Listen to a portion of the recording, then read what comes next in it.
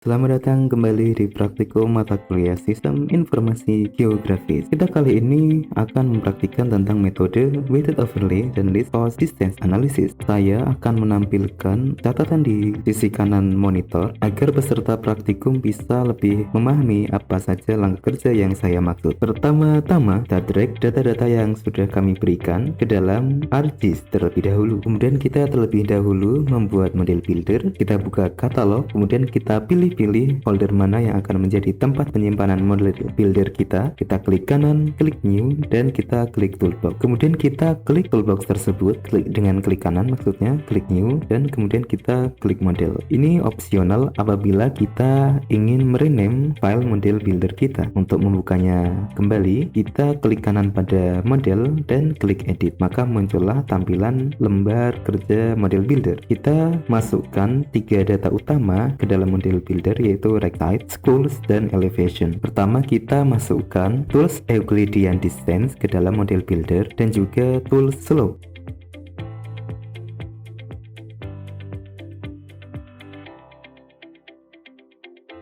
Kita hubungkan antara rect size dan school masing-masing ke dalam Euclidean distance, dan kita hubungkan dari elevation ke dalam tool slope. Bagi tambahan, kita masukkan data administration atau wilayah administrasi ini ke dalam model builder. Kemudian kita setting sebagai environment extent untuk masing-masing tools Euclidean distance dan slope. Kemudian kita double klik tools slope. Kita boleh mengatur lokasi folder penyimpanannya.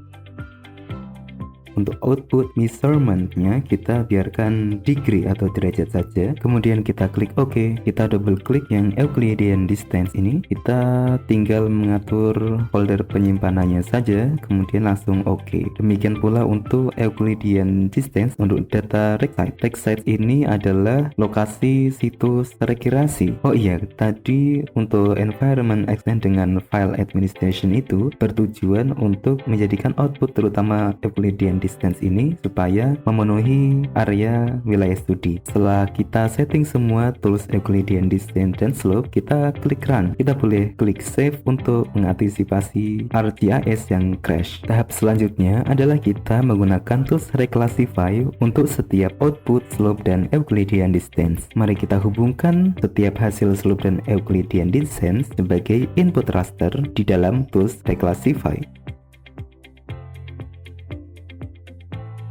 Supaya tidak pusing, mari kita klik auto layout supaya tampilannya lebih rapi.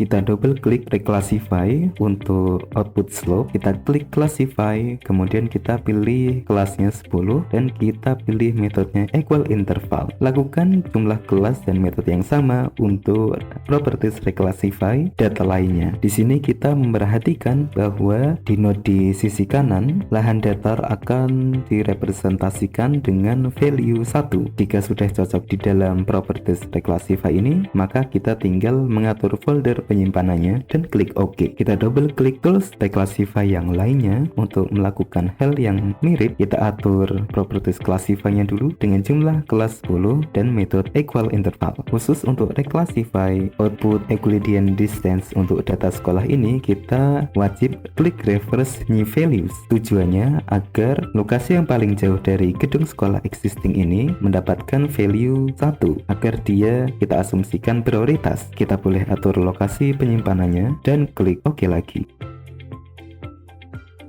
Kemudian kita double klik reclassify yang terakhir. Kita atur jumlah kelas 10 dan metodenya equal interval. Untuk kali ini kita tidak perlu klik reverse new values karena asumsi untuk prioritas angka 1 terhadap situs rekreasi terdekat sudah sesuai. Jika sudah kita mengatur semua properties reclassify, kita bisa klik run kembali. Kemudian kita baru memasukkan output dari tiap reclassify ini ke dalam weighted overlay.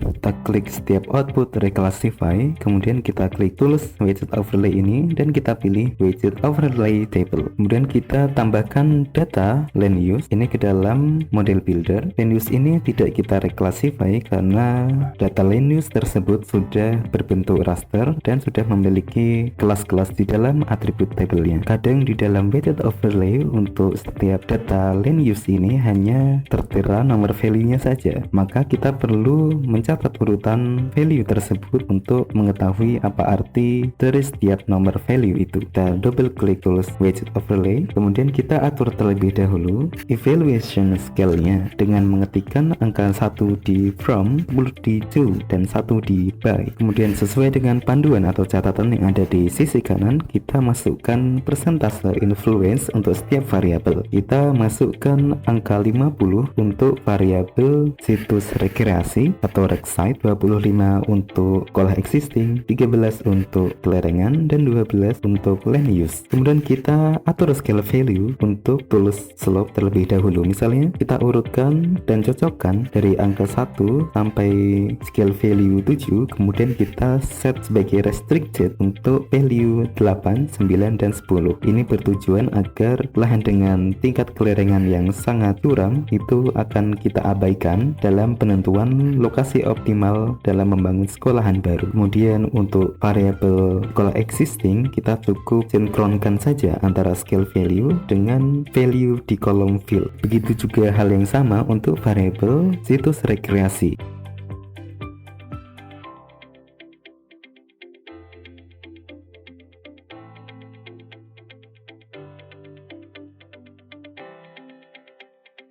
Kemudian yang terakhir kita cocokkan scale value land use bagaimana yang sudah kita catat. Kita atur restricted untuk land use tubuh air karena tidak mungkin apabila kita membangun gedung di atas lahan air. Ini adalah asumsi. Kemudian kita bisa mengatur lokasi folder penyimpanannya dan bisa langsung kita klik OK dan kita running.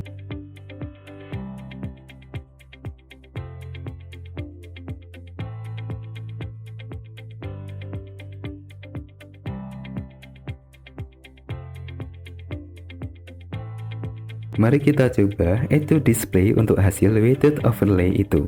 Kemudian kita perhatikan bahwa kode nomor 2 adalah lokasi yang paling optimal untuk membangun gedung sekolah baru. Kemudian kita coba untuk mengekstrak hasil weighted overlay dengan kode nomor 2 untuk mengekstraksi lokasi yang optimal.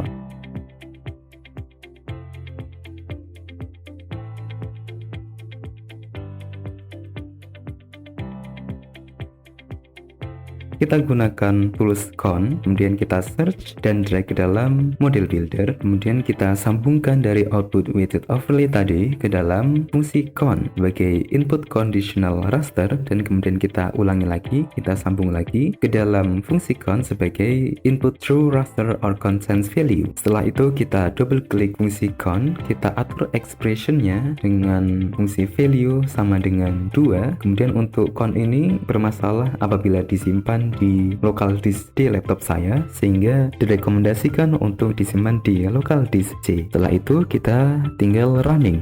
Kemudian kita search tools majority filter untuk kita masukkan lagi ke model builder. Kita sambungkan dari output con tadi ke dalam fungsi majority filter ini. Kita tinggal atur di mana kita akan menyimpan. Kemudian satu hal yang paling penting, saya baru ingat bahwa number of neighbors to use-nya ini harus kita set 8 atau 8 bagaimana arahan dari website Esri.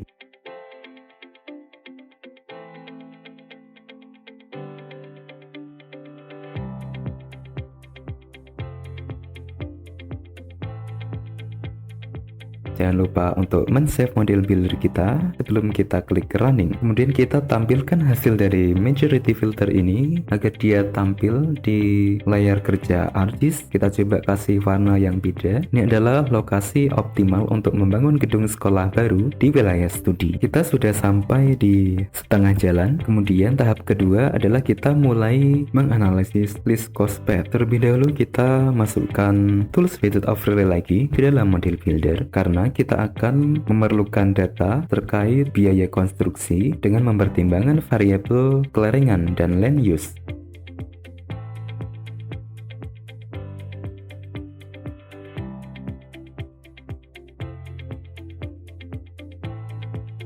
Kita input output reclassify dari slope itu dan juga land use dalam widget overlay. Di widget overlay yang kedua ini kita atur persentase influence-nya sama rata, yaitu 50% dan 50%. Dan tidak lupa kita atur dulu evaluation scale-nya sebagai 1, 10, 1. Kemudian kita klik apply.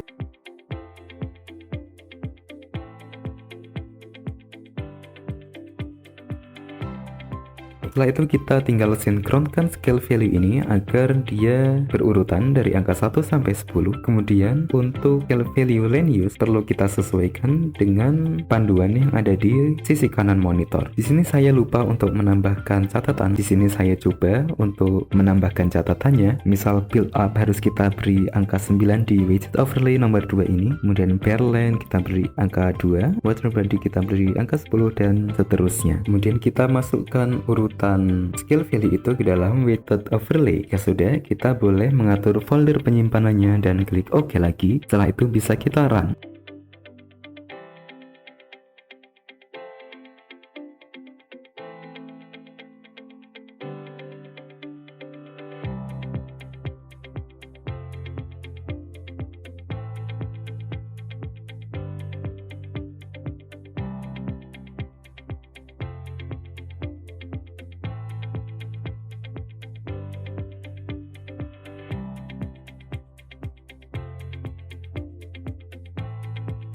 Ini adalah hasil add to display untuk hasil widget overlay. Ini saya coba perbaiki warnanya. Misal kita tahu bahwa angka 2 adalah lahan dengan biaya konstruksi terendah, maka saya coba untuk memberi warna hijau untuk core yang terkecil.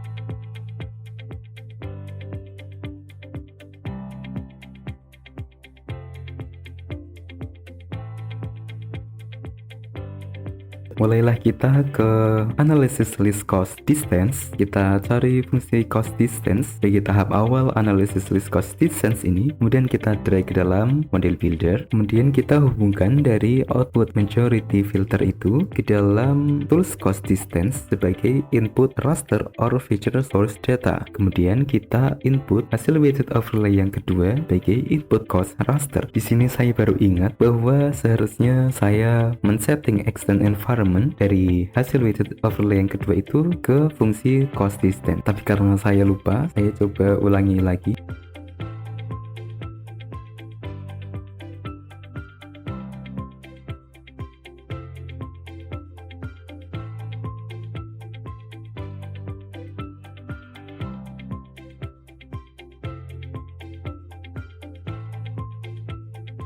Kemudian kita cari fungsi cost path, kemudian kita drag juga ke dalam model builder.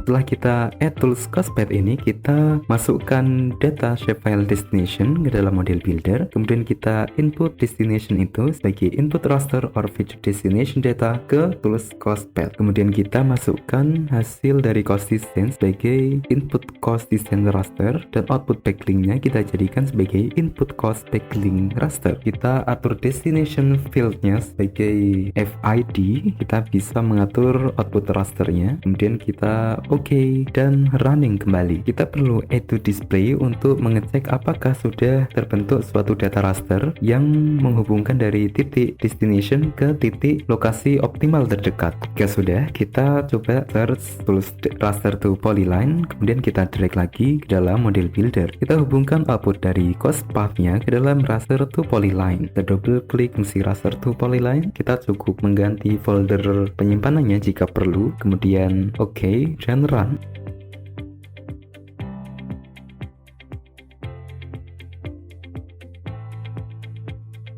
Ini kita sudah mencapai tahap akhir. Ini adalah tahap akhir model builder. Untuk pengumpulan screenshot model builder ini mungkin akan terlalu blur apabila di screenshot semuanya sekaligus. Maka mungkin direkomendasikan untuk men-screenshot bagian per bagian. Misal bagian ini kita screenshot terlebih dahulu, kemudian bagian yang sisi satunya kita screenshot sekali lagi.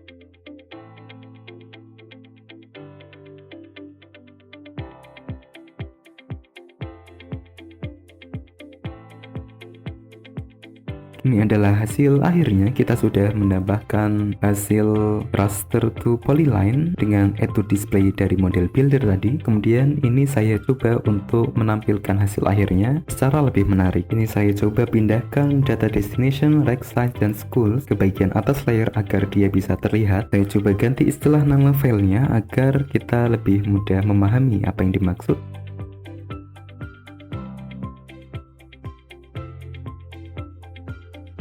Kemudian kali ini saya mencoba untuk memperjelas simbol warna untuk setiap variabel. Sudah mulai cukup menarik bukan? Jika screenshot hasil akhirnya bisa sampai sini, maka kelihatannya akan dapat 100 untuk nilai praktikumnya. Terima kasih dan selamat melanjutkan praktikum. Jangan lupa di save dan sampai jumpa pada pertemuan praktikum berikutnya. Terima kasih.